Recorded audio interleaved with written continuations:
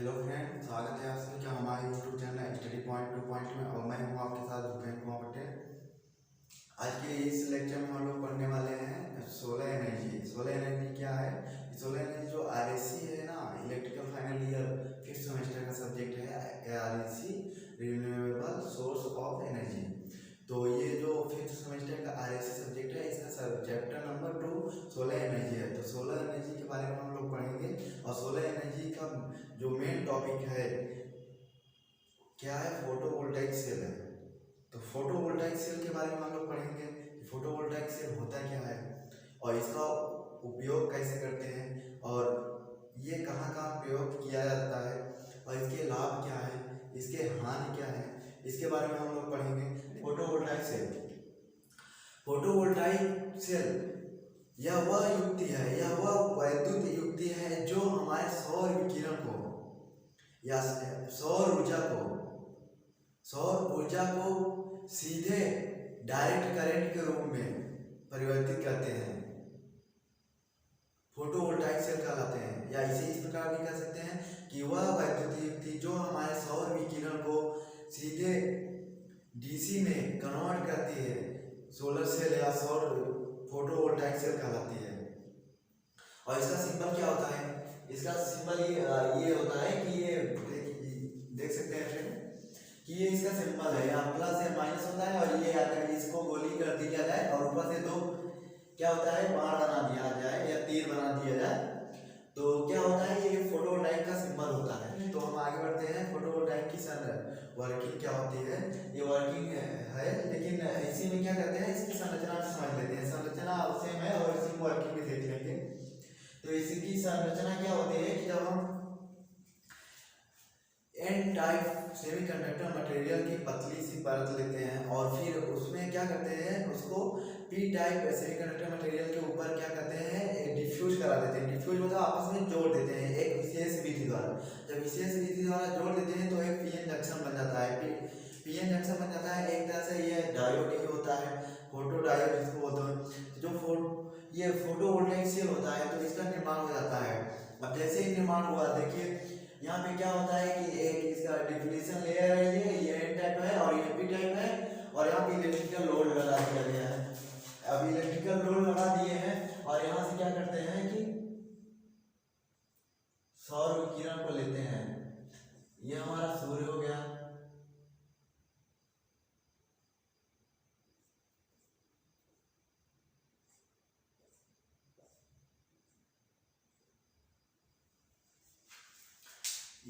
ये क्या हुआ, हमारा सन हो गया सूर्य। अब इसकी वर्किंग देखते हैं। इसकी वर्किंग बहुत ही आसान है, ये समझाने की कोशिश करता हूँ फ्रेंड आप लोगों को। क्या होता है कि जब सूर्य द्वारा जब सूर्य द्वारा किरण आता है हमारे पीवी सेल पे, फोटोवोल्टाइक सेल पे, क्या होता है कि ये जो पीवी सेल होता है इसी प्रकार स्थिर होता है पैनल पे। ये क्या होता है, एन टाइप वाला भाग सूर्य की तरफ होता है, एन टाइप वाला भाग ऊपर की ओर होता है और पी टाइप नीचे की ओर होता है। यह हमेशा रिवर्स बायस में काम करता है, ऑपरेट करता है। अब देखिए जैसे ही यहाँ पे प्रकाश पड़ा, और हम लोग जानते हैं कि प्रकाश क्या होता है, फोटान के बंडल होते हैं। जो फोटान होता है वो बंडलों के रूप में प्रकाश में रहता है और फोटान जो बंडलों के रूप में रहता है वही प्रकाश कहलाता है। अब इस प्रकाश में फोटान है। फोटान क्या होता है, एक एनर्जी, हीट एनर्जी अपने आप में लेके चलता है फोटान। तो जैसे इस सेल पे पड़ेगा, अब इस सेल पे पड़ेगा तो क्या होगा, ये मूवमेंट डिफ्लेशन लेयर क्या है कि ये इलेक्ट्रॉन ना इस तरफ जा पा रहे हैं ना ये क्या है जो होल्स है यानी कि पॉजिटिव धनावेश है, ये ना उस तरफ एन टाइप की ओर जा पा रहे हैं ना एन टाइप वाले जितने भी इलेक्ट्रॉन है वो पी टाइप की ओर ना जा पा रहे हैं। किसके कारण? डिफ्लेशन लेयर के कारण। और डिफ्लेशन लेयर होती क्या है कि ये क्या होती है कि जब हम जिस समय एन टाइप को पी टाइप को आपस में डिफ्यूज करते हैं, यानी कि जैसे ऐसे जोड़ते हैं, जैसे जोड़ते हैं क्या होता है कि जो एन टाइप के इलेक्ट्रॉन है और वो क्या होते हैं पी टाइप के होल्स के द्वारा आकर्षित कर लिए जाते हैं थोड़ा ही, और उसी प्रकार एन टाइप के द्वारा पी टाइप के जो होल्स होते हैं वो आकर्षित हो जाते हैं। अब आकर्षित होते हैं थोड़ी माइनॉरिटी, बहुत ही सूक्ष्म समय के लिए, बहुत ही माइनॉरिटी टाइम के लिए क्या होता है कि ये दोनों इस ये इस तरफ आता है, ये इस तरफ आता है, तो क्या कहते हैं, एक दूसरे को उदासीन कर देते हैं, एक दूसरे को उदासीन कर देते हैं, न्यूट्रल बना देते हैं, जिसके कारण क्या होता है, यहाँ पे एक अक्षय परत बन जाती है। और जब अक्षय परत बन जाती है तो ये क्या करती है, ना इलेक्ट्रॉन को इस पार आने देती है, ना होल्स को उस पार जाने देती है। अब फिर उसके बाद क्या होता है कि आप ये जब जैसे प्रकाश की उपस्थिति होती है इसके सामने या प्रकाश में इसको रखा जाता है, ये फोटोवोल्टाइक सेल को, तो क्या होता है, फोटोन यहाँ प्रकाश पड़ता है और इसके अंदर बहुत ज्यादा हीट उत्पन्न होती है। अब जब हीट उत्पन्न होगी तो क्या होगा कि जैसे हीट उत्पन्न होगी तो जो हमारे इलेक्ट्रॉनों का आपस में सहसंयोजन बंद होता है, इलेक्ट्रॉन क्या होता है, आपस में सहसंयोजन बंध द्वारा एक दूसरे से जुड़े होते हैं। अब जब हीट के कारण क्या होता है, उनका सहसंयोजन बंध है बहुत ही दुर्बल होता जाता है, यानी कि बहुत ही कमजोर होता जाता है। अब जैसे ही कमजोर होगा क्या होगा, इलेक्ट्रॉन मुक्त होने लगेंगे, और जब इलेक्ट्रॉन मुक्त होने लगेंगे क्या होगा, डिप्लेशन लेयर में चूंकि भी इलेक्ट्रॉन और धनावेश दोनों है, मतलब पॉजिटिव आवेश और निगेटिव आवेश यहाँ पे डिप्लेशन लेयर में दोनों है, तो दोनों में भी तो यहाँ पे भी तो सहसंयोजन बंध कम होगा, किसके कारण, जो यहाँ पे प्रकाश आ रही है उसके कारण हीट उत्पन्न होगी, और हीट से क्या होता है, सहसंयोजन बंध कम होने लगता है। और जब सहसंयोजन बंध कम होने लगता है तो इस क्या होता है कि यहाँ पे जो इलेक्ट्रॉन है वो मुक्त अवस्था में आ जाते हैं, यानी कि जो मूवमेंट के लिए फ्री हो जाते हैं। जैसे ही फ्री होते हैं मूवमेंट के लिए तो क्या होता है कि डिप्लेशन लेयर की चौड़ाई बहुत ही कम हो जाती है, यानी कि जो डिप्लेशन लेयर बनी है ये बहुत पतली हो जाती है, और हमारे ये इलेक्ट्रॉन इस तरफ धनावेश की ओर आकर्षित होने लगते हैं। और जैसे ही आकर्षित होते हैं तो हम लोग जानते हैं कि जो इलेक्ट्रॉन होते हैं उनके फ्लो होने के विपरीत दिशा में जो उनके प्रवाह होती है, इलेक्ट्रॉन जिस दिशा में प्रवाह होते हैं उनके विपरीत दिशा में हमारी धारा प्रवाहित होती है। तो इलेक्ट्रॉन क्या होगा, ये इलेक्ट्रॉन इस तरफ प्रवाहित करेगा, इस तरफ आएगा तो हमारी धारा इस तरफ प्रवाहित होगी, और हमारा जो लोड है, इलेक्ट्रिकल लोड, या यहाँ पे बैटरी हो सकती है, या हम किसी बल्ब को अथवा किसी भी इलेक्ट्रिकल लोड को लगा सकते हैं, तो क्या होता है, इसके कारण हमारी जब धारा प्रवाहित होती है तो यहाँ पे हमारा बल्ब अगर लगा है तो क्या होता है, ग्लो करने लगता है, बल्ब हमारा ग्लो करने लगता है। तो ये इसकी वर्किंग है। पीवी सेल का क्या लाभ है ये पढ़ेंगे। तो पीवी सेल बहुत ही अच्छी युक्ति होती है, ये तो जानते हैं, तो इसके लाभ के बारे में क्या होता है ये जान लेते हैं। इस युक्ति की सहायता से सौर ऊर्जा को सीधे डीसी फॉर्म में या डीसी करंट में, डायरेक्ट करंट में प्राप्त किया जा सकता है। यह सबसे अच्छी युक्ति है कि जिसको बिना किसी अन्य युक्ति की सहायता से सीधे सौर ऊर्जा को इलेक्ट्रिकल करंट में ऊर्जा में, यानी कि सौर ऊर्जा को इलेक्ट्रिकल ऊर्जा में डायरेक्ट परिवर्तित किया जा सकता है। और वह यह युक्ति शोर तथा प्रदूषण मुक्त होती है।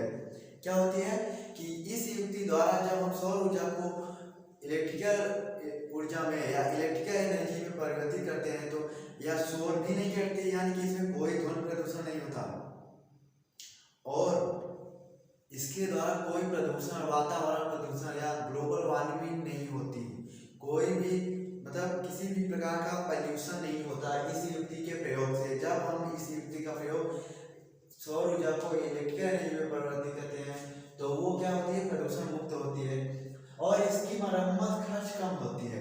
क्या होता है कि इस युक्ति को एक बार आप लगा दिए तो इसकी जो मेंटेनेंस कॉस्ट आती है बहुत ही लो होती है, यानी ना के बराबर होती ही नहीं। बस क्या होता है कि कभी कभार इसके धूल डस्ट जम जाते हैं इसके ऊपर, और उसको क्या होता है पानी के बौछारें मार के सफाई की जा सकती है, तो इसको बहुत ही मेंटेनेंस कॉस्ट ना के बराबर होता है, और इसका जीवन काल अधिक होता है। आप ये फोटोवोल्टाइक या सोलर सेल लगा दिए कहीं पे भी तो क्या होता है, इसका जीवन काल एक बार आप लगा दिए, इसका जीवन काल अधिक समय के लिए होता है, ना कभी इसमें किसी प्रकार की दिक्कत होती है, एक बार लगा दिए काफी समय तक चलेगा, तो इसका जीवन काल भी अधिक हो गया। किसी ईंधन की आवश्यकता नहीं होती। क्या होता है कि जब ये युक्ति लगाई जाती है तो किसी अन्य प्रकार की कोई ईंधन की आवश्यकता नहीं होती है, आपको बस इसे क्या करना है, प्रकाश की उपस्थिति में लगाना है, और जैसे ही आप प्रकाश की उपस्थिति में लगाते हैं तो ये ऑटोमेटिक बिजली देना प्रारंभ कर देती है, और जब बिजली देने लगी तो किसी प्रकार की ईंधन की आवश्यकता है नहीं, हमें तो इलेक्ट्रिकल एनर्जी चाहिए थी और वो इलेक्ट्रिकल एनर्जी मिल गई। पीवी सेल की हानियाँ क्या होती हैं, यानी कि इसके उपयोग से क्या क्या हानि होती है इसके बारे में पढ़ेंगे। तो इसमें पहली हानि क्या होती है, शुरुआती शुरुआती खर्च अधिक होता है। शुरुआती खर्च अधिक होने का मतलब क्या होता है, जो इसकी लागत होती है प्रारंभिक लागत, यानी कि जब हम इसको स्थापित करते हैं या लगाते हैं अपने घर में या कहीं इंडस्ट्री में डालते हैं तो क्या होती है, बहुत ही महंगा होता है। तो इसकी प्रारंभिक लागत क्या होती है, बहुत ही महंगी होती है। और इसकी ऊर्जा अनियमित होती है, यानी कि इसकी ऊर्जा सतत प्राप्त नहीं की जा सकती है। ठीक है, अगर धूप है यानी कि अगर प्रकाश हमें बराबर मिल रही है तो ये क्या करता है कि बिजली को, जो इलेक्ट्रिकल एनर्जी को देता रहता है, बराबर लगातार देता रहता है। लेकिन जैसे ही बादल आ जाते हैं, प्रकाश के बीच में बादल आ गए, सूर्य और उस पैनल के बीच में जो हमारी फोटोवोल्टाइक सेल है, इसके बीच में यदि बादल आ जाते हैं तो क्या होता है कि इसकी जो ऊर्जा है अनियमित हो जाती है, यानी कि रुक रुक के चलने लगेगी। जब तक बादल है तब तक कम देगा, फिर जैसे ही बादल हट जाते हैं वो अधिक देने लगेगा। तो इस प्रकार इसकी अनियमित होती है ऊर्जा देने की। और जो कन्वर्जन क्षमता होती है, इसकी कन्वर्जन क्षमता बहुत ही कम होती है, यानी कि ये 20-22% ही जो सोलर रेडिएशन होता है हमारी धरती पे, यानी सौर रेडिएशन जो आता है, सोलर रेडिएशन, वो क्या होती है हमारे धरती की जो आती है वो 20 से 30% ही ये क्या करती है, इलेक्ट्रिकल फॉर्म में बदल पाती है। नहीं तो ये युक्ति नहीं बदल पाती, पूरे 100% नहीं बदलती, यानी जितनी ऊर्जा ले उतनी ही बदलती, इतना नहीं करती, सिर्फ 20 से 30% ही करती है। और बाकी क्या है, अगला क्या है कि अधिक भूमि की आवश्यकता होती है इस प्लांट को लगाने के लिए, यानी पीवी सेल को लगाने के लिए अगर इसका बहुत बड़ा प्लांट लगाना है तो इसकी भूमि की आवश्यकता बहुत अधिक पड़ती है, बहुत ही ज़्यादा भूमि चाहिए। तो और इसको वहाँ पे लगाया भी नहीं जाता है जहाँ पे वन हो, यानी आसपास पेड़ पौधे हो, इसे साफ सुथरी एरिया में समतल जमीन पे लगाया जाता है। तो इस प्रकार इसे अधिक भूमि की आवश्यकता भी होती है और यह हमेशा भूमि पे ही लगाया जाता है, ना कि ये कोई पोल स्टैंड कर दिए पोल पे इसको बिछा दिए, नहीं, ऐसा कुछ भी नहीं है। इसको क्या कहते हैं, हमेशा भूमि पे लगाया जाता है। और बादलों के मौसम में पावर का उत्पादन नहीं होता, यानी ये क्या है, ये पांचवे का मतलब क्या है कि बादलों के मौसम में क्या होता है, इससे पावर जनरेशन नहीं होता। क्यों नहीं होता, जैसे ठंडी आ गई, ऋतु जो आती है, ठंड की ऋतु अगर आ गई या ठंड का मौसम आ गया तो उसमें क्या होता है, हमेशा बादल रहते हैं, यानी कि धूप निकलती ही नहीं। जब सौर विकिरण हमें प्राप्त ही नहीं होगा तो ये उत्पादन करेगा ही नहीं, और जब उत्पादन नहीं करेगा तो मतलब ही क्या है कि इसका सबसे बड़ा डिसएडवांटेज यही है कि ये पावर का उत्पादन ठंड के मौसम में करता ही नहीं, बादलों के मौसम में। और इसकी ये दूसरी सबसे बड़ी इसका हानि है कि शुरुआती खर्च अधिक होता है, बहुत ही ज़्यादा कॉस्टेबल होता है।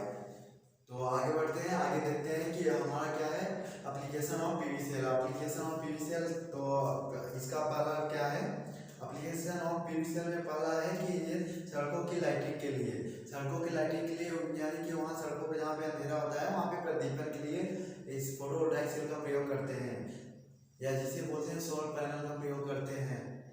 अब इसका उपयोग जैसे हर जगह किया जाता है, हर सड़क पे किया जाता है कि जहाँ पे ये क्या होता है, बैटरी लगा देते हैं साथ में और चार्ज हो जाती है और रात को प्रदीपन का कार्य करते हैं, लाइटिंग का कार्य करते हैं।